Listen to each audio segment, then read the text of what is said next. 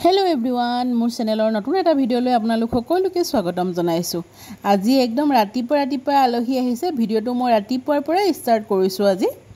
আৰু এই অকনমানি ভতিজাটো যে দেখিছে হি মাহিয়ে কহা দেখি আহিছে দেই। আমাৰ বেটাটোৱে আকৌ মাহিয়েকে অনা খোৱা বস্তুবোৰতে পুৰা ব্যস্ত হৈ আছে। মাহিয়েকে আকৌ ভাইকক মৰম কৰা দেখি অকমান চাগে তাৰ দুখো লাগিছে।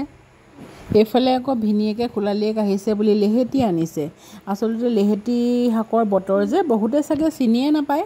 আমি বাৰু গাঁৱলীয়া মানুহ যেতিয়া খাই থকা হয় সিজন লৈ লেহেতি হাক বাৰু কোনে কোনে খাই পাইছে জনাবচোন। আৰু এইফালে মোৰ কেকৰ অৰ্ডাৰ এটা আহিলে মই কেকটো বনাই ল'ব লগা হ'ল।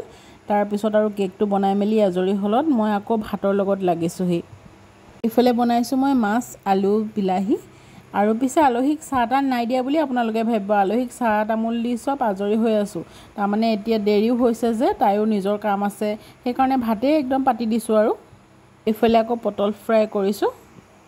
এইখন কিন্তু ইগনোৰ কৰিব দেই। মাছ ফ্ৰাই কৰা কেৰাহীখনতে মই পাতি দিছো। তেলখিনি তাত আছিলে যে সেইকাৰণে বোলো মই তাতে দিয়ে দিওঁ একেবাৰে। আৰু এইপিনে ভিনিয়েকে বনাইছে গৰৈ মাছৰ লগত লেহেতি শাক। পাইছেনে বাৰু আপোনালোকে? ঘৰুৱা আলহীৰ বিশেষ থালিখন এইখনে। আৰু আজি ভিডিওটো যদি চাই ভাল পালে আপোনালোকে লাইক কমেন্ট শ্বেয়াৰ সাবস্ক্ৰাইব সকলোখিনি কৰি দিব। তেন্তে আজিলৈ বাই।